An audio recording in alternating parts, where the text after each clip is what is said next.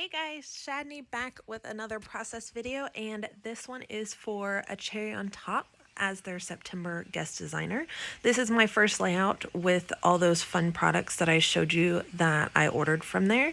And the first thing I've done is taken this yellow gingham paper, and it is from the Simple Stories collection, the Cozy Days.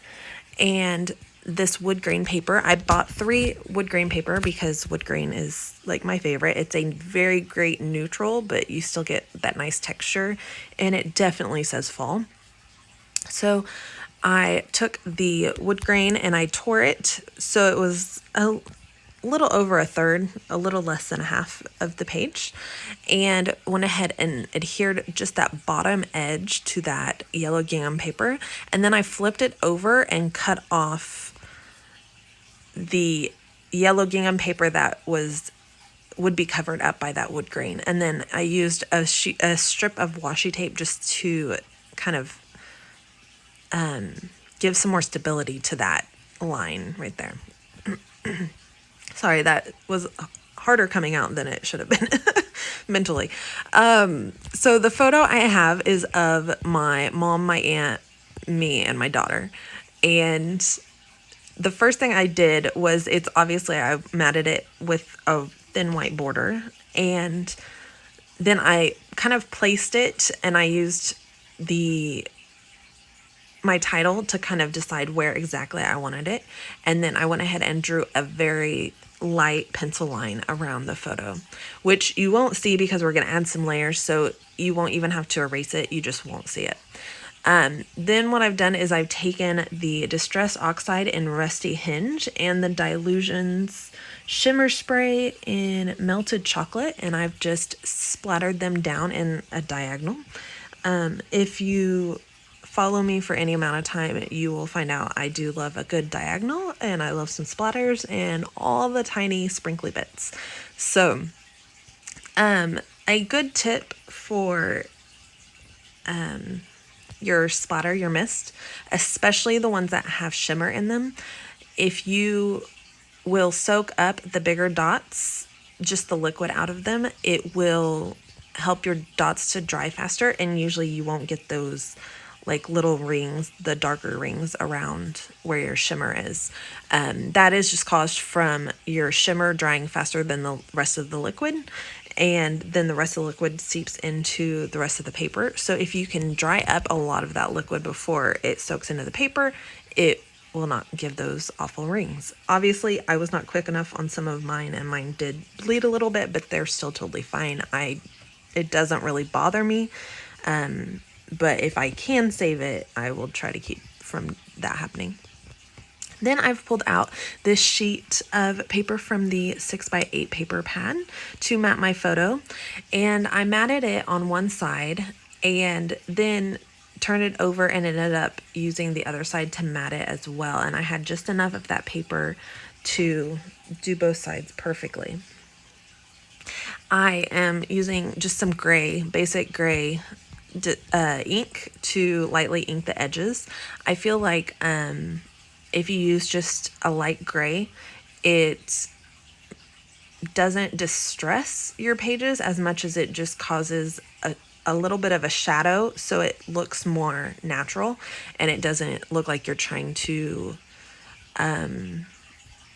distress it, like vintage it up.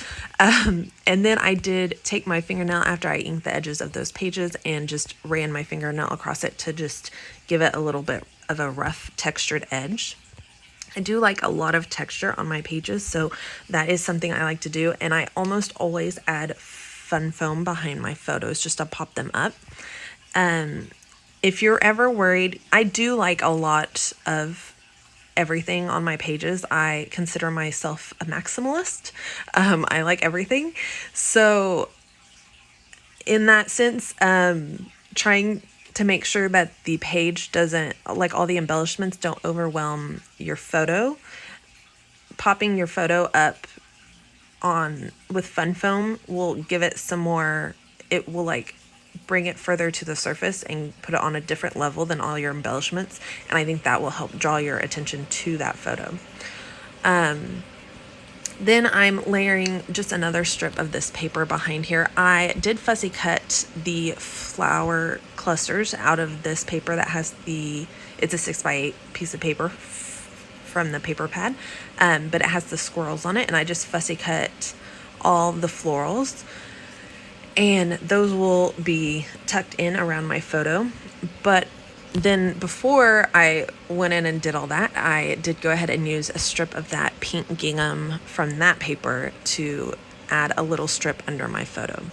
Real quick, I'm going to go ahead and add my title before I start tucking all my embellishments in. I don't want to start adding all the fun stuff and then forget to leave room for my title. So I'm going to go ahead and add that real quick. I did use a mix of the Jen Hadfield Gold. They're kind of like thin, puffy letters or words from Thickers, and then also the foam words from Simple Stories. Sorry, my brain is like a little bit behind today, so just trying to get there mentally. I am pulling out a couple strips of these little border strips from the sticker book, and the stickers in the sticker book are pretty thin, which doesn't like bother me really, because if I want it to be thicker, I'll just put it on cardstock and fussy cut it. But it works out really great, especially for these border strips, because then they act more like washi tape. So I did add a couple little strips overlapped right there to go under the together, and I feel like adding that little bit of a shelf there just helps keeping it from falling off the page, if that makes sense, which you'll see later it doesn't really matter because all my other embellishments look like they're falling off the page on purpose. So but whatever, it's fine. Right now I'm adding the Thankful For, and I did turn my page over so I can use my grid ruler to line it up, just because they are very block letters. I wanted to make sure they're super straight. So just turning it over and using my grid ruler for that. These are amazing, these grid rulers.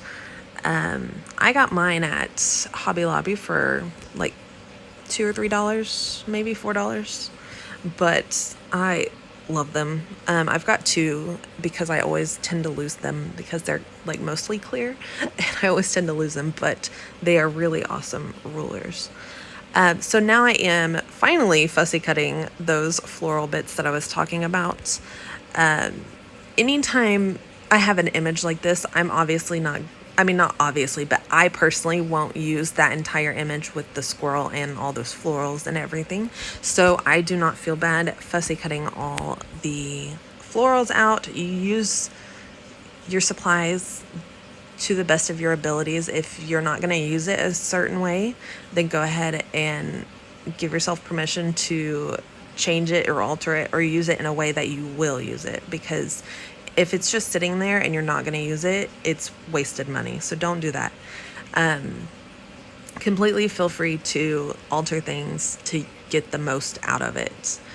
That is one thing I really, really like about buying the 6x8 paper pad, because you get two sheets of each page. So if I did want that gingham paper with the squirrel, or if I wanted the other side, whatever the other side of the pattern paper was, because they are two-sided, which is really cool.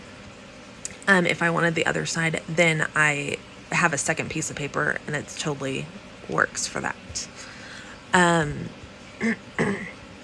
In this case, I probably won't use the other side, because if you can see it right now, it is like a gray with a tiny little flower print on it, and it's just not particularly my style, but that is fine because we are gonna fussy cut all the things. This collection is really great for fussy cutting. Even if you didn't want to buy any embellishments and only wanted to buy paper, I feel like you would still get a ton of use out of it, because there are so many opportunities for fussy cutting in this collection. And then I went ahead and just tucked those under and added just a little bit of my Nuvo liquid glue to adhere those down there.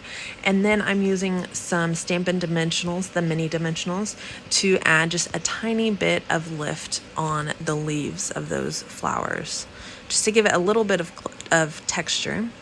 And then on this 12 by 12 sheet, it's a cut apart, and I'm gonna cut that little strip that has the together is the best place to be.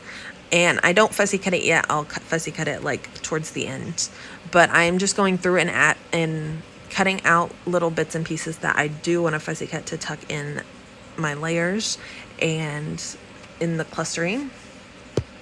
And then I will set it all aside and fussy cut it off camera because it is rather boring to watch. So see, it's magic. All cut out, all the little bits are ready for layering and tucking. This tag paper, I do cut a tag off to tuck in behind my photo. And since my photo is already adhered down, I do kind of alter the tag a bit to make it fit without having to pull the photo all the way back up. And then I do also, and I did just pull out some baker's twine out of my stash. It is just an orange and white striped, just picked a color that would coordinate well with it. Again, I am inking the edges of the tag, and then I do cut a strip off the bottom right there. And that just, I'm going to use that to kind of stretch the tag. So I tuck the top of the tag up there at the top of the photo, behind the photo but above the floral cluster. And then this bottom edge I'm just distressing a little bit with my fingernail like I did with the photo mats, and then I'm gonna tuck it under this edge. So now you can see it looks like that tag runs all the way down behind the photo. It's just a nice little optical illusion to stretch your pieces. It is also a great way to stretch scraps of paper. If you're adding like photo mats and stuff, that is a great way to stretch it and make it seem like you have a large piece of paper back there when in reality it's just two little strips. So now I'm gonna go through and just start building my cluster. And with these pieces, I'm using my Nuvo glue to adhere them down just to hold them in place really well. But then I am going in and adding this mini Stampin' Dimensionals behind some of the pieces to pop them up just a little bit and give them a little bit of lift and texture. And then I added 2 layers of Stampin' Dimensionals behind that leaf so that it popped up just a tiny bit taller than the photo. Not very much higher because the Stampin' Dimensionals are super thin, but just enough that it gave it a little bit of something. And then and then I added that label. I just stuck it on some paper and then fussy cut that out because it's one of those thin strips of paper and I wanted to be able to pop it up on some foam. I added another label so that I can add that label on top. It just gives it a nice layered effect. And then I'm gonna go in and stick some leaves stickers up in the little clustered areas and some flowers just to kind of fill them out and give it a little bit more around those areas. I also like adding in these fall leaves because it is a fall layout and a fall collection, so it's kind of nice to have some of these fall leaves tucked in with the floral, and just adding stuff that when it's layered together like that, you won't see any one layer very distinctly, but it gives it a nice clustered area that just looks really pretty. And I know it's hard sometimes to hide like your stickers like that where just a little bit showing, but you really don't get that layered clustered look unless you do that. So sometimes you have to sacrifice those cute little bits and pieces for things like that. And then I go in and I start adding some of these little word strips down here. And I probably should have stopped after the So Grateful For You, but then I kept going and added another one, and then it started feeling kind of weighted down on that side.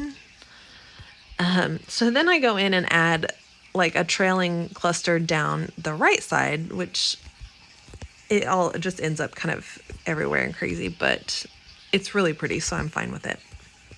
So I have those leaves look like they're kind of falling down, and then we'll fill in some more areas as well with that after. But I'm just going in and filling in anywhere that looks like it's kind of bare and adding a few more little flower stickers. And then I'm going to use a couple of these little circle stickers, and I should have popped up the top one, but I just layered 2 down. There's a floral one, and then I put the little leaf one on top of that, and I should have done it out of stuck it onto white cardstock and fussy cut it and popped it up, but I did not. But that is totally fine. I'm adding a little bit of an embellishment cluster over here to the right side of the title, just to carry it across the whole page and kind of even out the weight of the page. And so I did tuck one of those pieces behind, like underneath that wood grain paper, and that will start my little area of embellishment over there.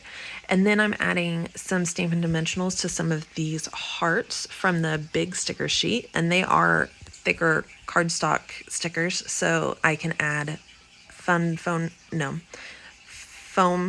dimensionals behind it, and it doesn't need the extra cardstock behind it or anything. And then I put a blue heart up there at the top just because there's blue in all the other embellishment areas and there wasn't any blue up there, so that kind of ties it all together. And I will add the blue buttons later, so that will help tie it together as well. So right now I am gonna start pulling out the puffy stickers and all these little bits.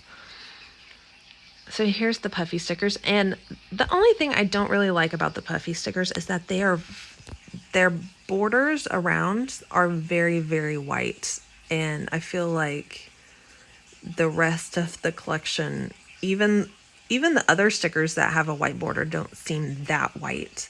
So I think it's kind of hard. I don't know. I feel like they give a different feeling, so it kind of bothers me, but it's not a huge deal. Especially when you have a lot on here like this, you don't really notice. It's totally fine. And then I pull out some of these little brad pieces, and I didn't realize until I started to take them off the packaging that they weren't real brads, they're stickers. So that was kind of cool.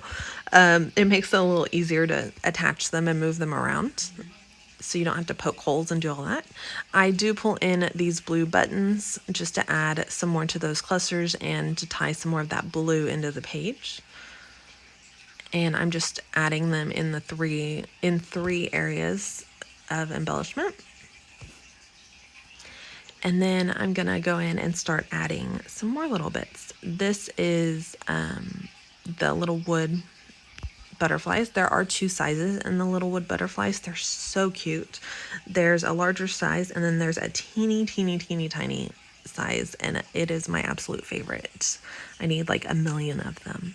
So I'm just adding little butterflies around the different clustered areas, and then sprinkled down where the leaves kind of fall down from the photo. And then later I will add my journaling in there, and I end up with a little bit more journaling than I realized I would have.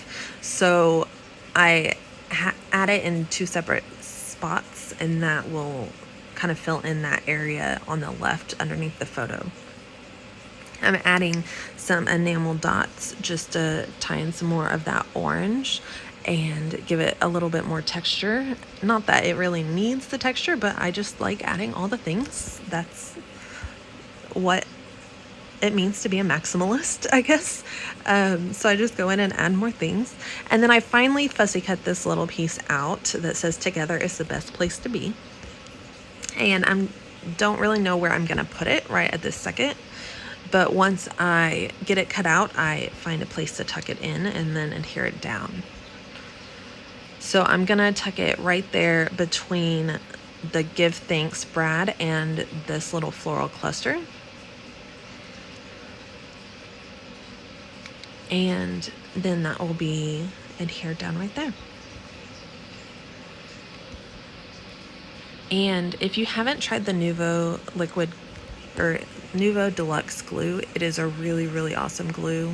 It dries pretty quickly, very clear. Like, you can even add it to acetate, and when it dries, you can't tell that there's glue behind it. It's really awesome.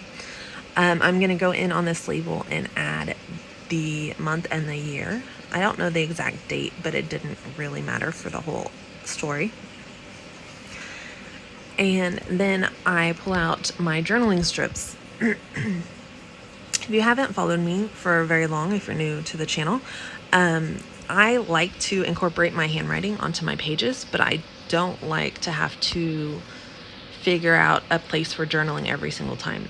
So what I do instead is I will cut down strips of white cardstock, 2/4 inch wide strips, and then I will write my journaling on the strips and then cut them and glue them onto the page. So you get like the nice little journaling strips as if you typed your, like when people type their journaling and add little strips.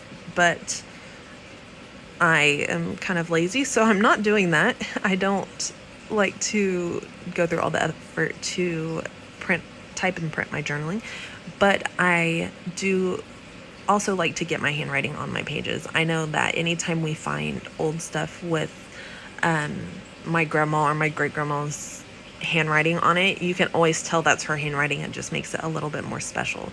So I do like to get my own handwriting on pages just for that very reason. I'm going to go ahead and cut those little strips, the journaling strips, apart and piece them together to fit in this little area. And then I will go in and just glue them down with the Nuvo glue. If you have a page that doesn't have a lot of texture and you need to add some interest or some attention to your journaling, or if you have important journaling you want on there, you can also use foam strips to adhere your journaling down, and that'll pop it up just a little bit and give it a little bit more like attention, I guess. I don't know how to say it. So that's the layout. It is so fun and so full of all the fall loveliness. So if you like this video, please hit like and leave me a comment down below. I will link a bunch of the stuff from A Cherry on Top to their website, so that if you want any of this fun product, you can head over there and get it. And I will be back soon with another video, so hit the subscribe button so that and then hit the bell notification so you are always notified when I upload a new video. Thank you guys so much for watching. I hope you have a wonderful day, and happy scrapping. Bye.